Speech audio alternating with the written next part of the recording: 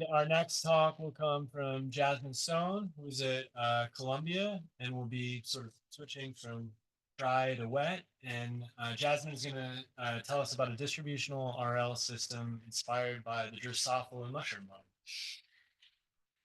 Hi. Okay, yeah, that's loud. This will actually be about distributed reinforcement learning in contrast to distributional reinforcement learning, and I'll make the distinction clear in a moment. It's kind of confusing. Hi, I'm Jasmine. I'm a PhD student at Columbia with Ashok Litwin-Kumar in the Center for Theoretical Neuroscience.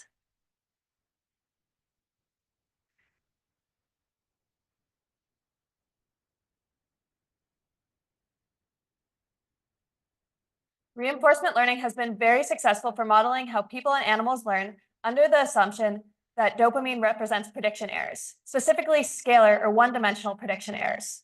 This assumes that the many dopamine neurons are all representing redundant information. Recent evidence has shown that dopamine actually encodes multidimensional prediction errors.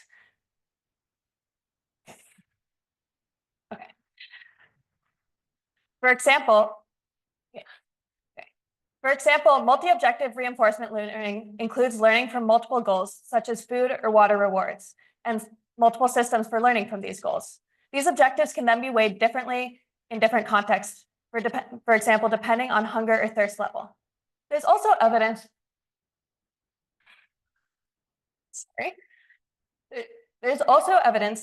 that dopamine implements distributional reinforcement learning. Rather than learning the mean reward, dopamine collectively encodes the whole distribution of rewards. Okay, I'm just going to stand over here.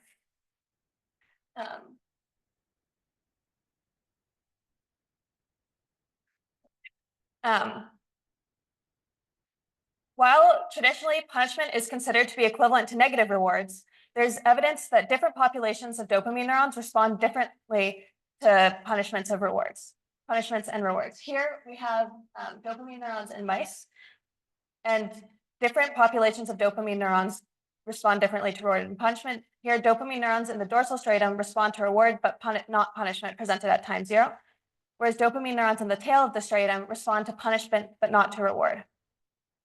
I'll focus on this case, which I'll call distributed reinforcement learning, where reward and punishment are distributed between different populations of dopamine neurons. Distinct systems for learning from reward and punishment have long been suggested based on behavioral observations, along with more recent neural evidence. Animals learn that a stimulus predicts a reinforcement. When that stimulus is then presented without a reinforcement, animals will unlearn that association, a process called extinction. These two systems could operate independently, with learning happening in one system and extinction leading to changes in the same system, erasing the initial learning. That's one option. Another option is that these systems could interact. Learning could happen through changes in one system, and extinction could lead to changes in the other, forming a competing memory. I'll focus on the case where these two systems interact, supported by evidence in mammals and in flies. To study these interactions, we don't know much about the circuitry. So I'll ask how these systems interact and what circuitry underlies this, as well as what are the advantages of distributing learning between multiple systems. In gray is the outline of a fruit fly brain. It's about the size of a poppy seed and has about 100,000 neurons. A brain region called the mushroom body is responsible for associative learning. Flies are particularly good at learning associations between odor and rewards or punishments.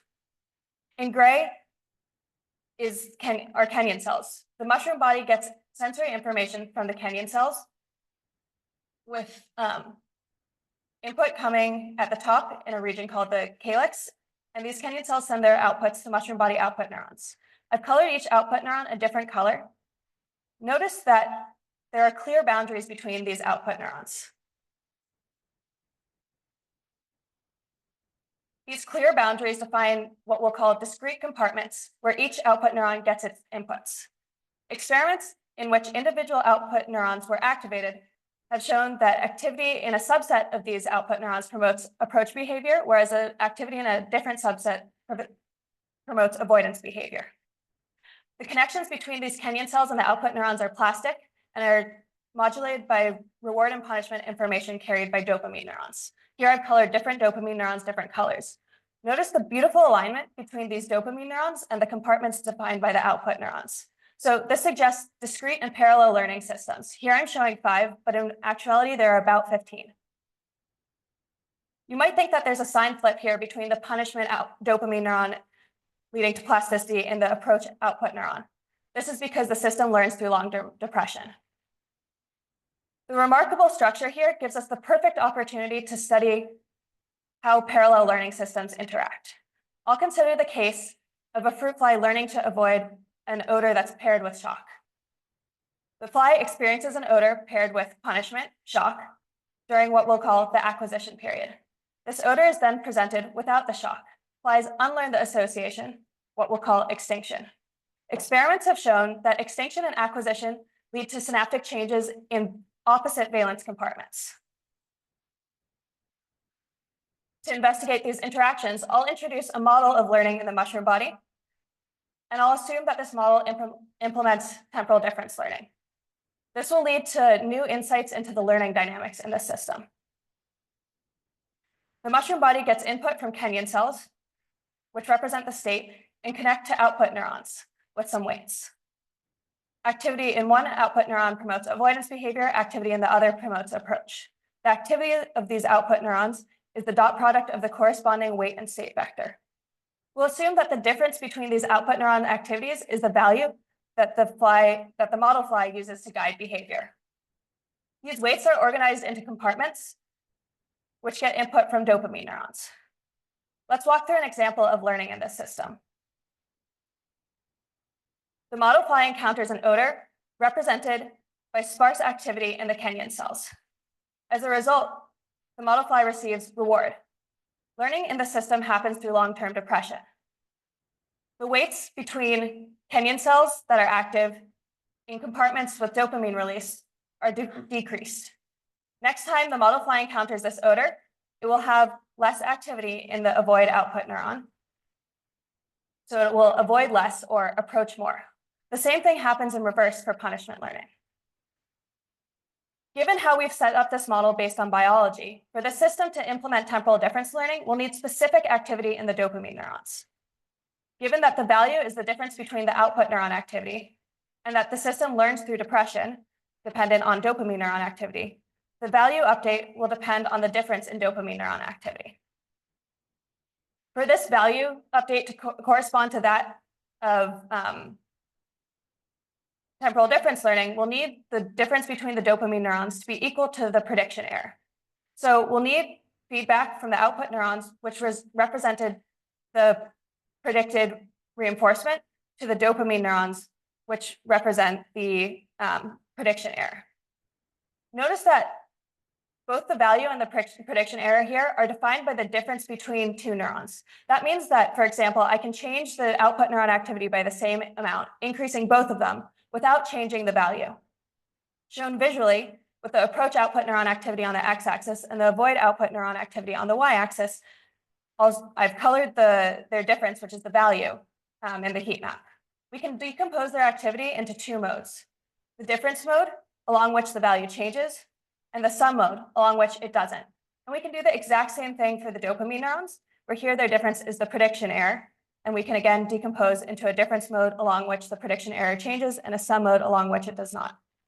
So there's a whole family of solutions here that all implement temporal difference learning, because we can move along the sum mode, changing both neuron activities in the same way without changing the value or without changing the prediction error. This gives us a whole space of dynamics that we don't have in the scalar case. And we care about the dynamics in these neurons. All of the interesting facts in the rest of this talk will come from this result. Let's walk through an example of learning in this system. We present an odor without any reinforcement during what we'll call the acclimation period.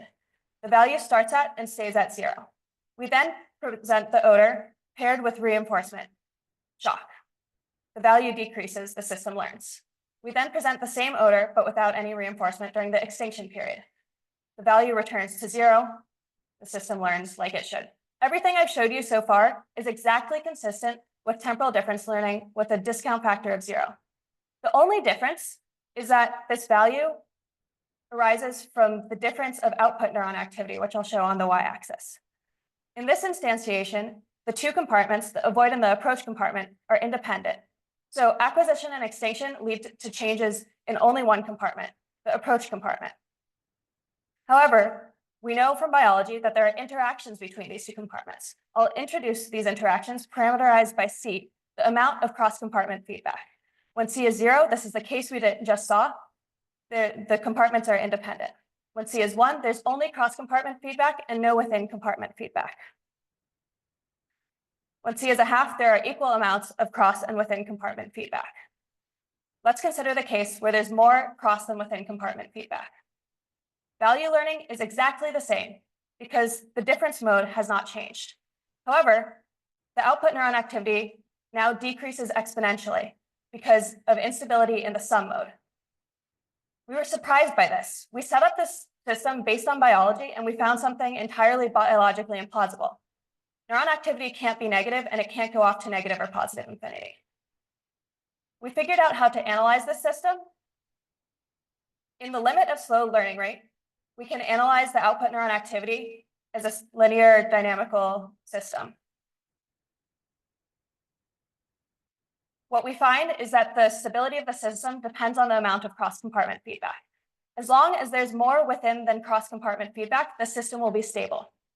Putting this theory into practice, we can see that when we have more within than cross-compartment feedback, the output neuron activity is stable, and acquisition and extinction lead to changes in both compartments. Another result of this theory is that the sum and the difference mode can have arbitrarily different timescales. Here, I'll show the difference mode, the weight of the difference mode over time during acquisition and extinction on the y-axis. I'll also plot the sum mode. Here, we've set up the timescales so that the difference mode converges much faster than the sum mode. Because the output neuron activity is composed of these two modes, we can get the output neuron activity continuing to evolve even after the value has converged. What we see in this model may be consistent with experimental results. Notice that early in learning, during acquisition, the approach output neuron decreases its activity, whereas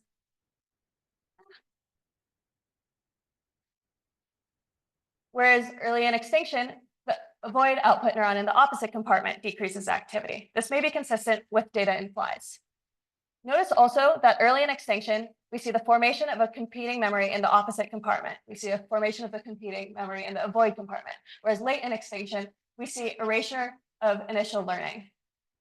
The approach output neuron that happened during acquisition is gone. This is consistent with data in rats that I wasn't aware of when I created this model.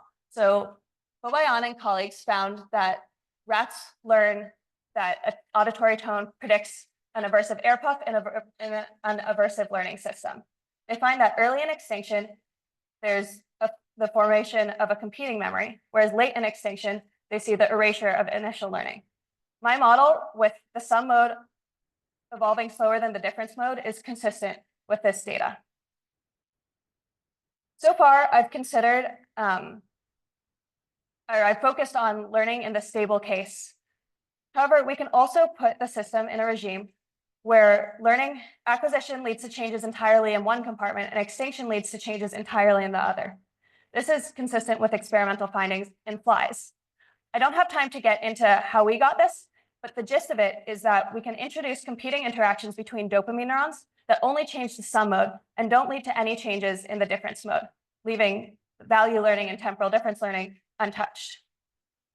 This model suggests a novel mechanism for implementing savings, the observation that animals reacquire an association faster than they initially acquire that association. In traditional temporal difference learning, there's no difference in representation before and after acquisition and extinction. However, in our model, there is. Output neuron activity is higher before acquisition and extinction than after acquisition and extinction. So far, we've considered the case of a constant learning rate. In this case, reacquisition will happen at the same speed as acquisition. When we make the learning rate depend on the output neuron activity such that the learning rate is faster after acquisition and extinction, when the output neuron activity is lower, we now see that reacquisition is faster than acquisition. I'll make this easier to see by replotting the acquisition curve during reacquisition. It'll be interesting to test whether flies in the mushroom body or other animals implement savings in this way, and whether this stimulus-specific record of past learning experience is useful in other domains of reinforcement learning. So by distributing value and prediction error between two interacting learning systems, we got interesting dynamics in the output neurons, specifically multiple timescales of output neuron dynamics that led to results that are consistent with experiments. We also got history dependence in the output neuron activity, which we were able to leverage to extend the learning algorithm to get savings. But this could also lead to other ways of extending the learning algorithm. Additionally, I consider the case of 2 compartments. But if, for example, we had 10 compartments, we'd have 9 dimensions along which to move to get different timescales or potential history dependence. With that, I wanted to say thank you to RLDM for giving me the chance to speak, to you all for listening, to my advisor and the rest, Ashok, Litwin-Kumar, and to the rest of the lab. And I'd love to take any questions now, and I'll also be at poster 74 later. I'm also in the early stages of writing this up, so eager to get your feedback.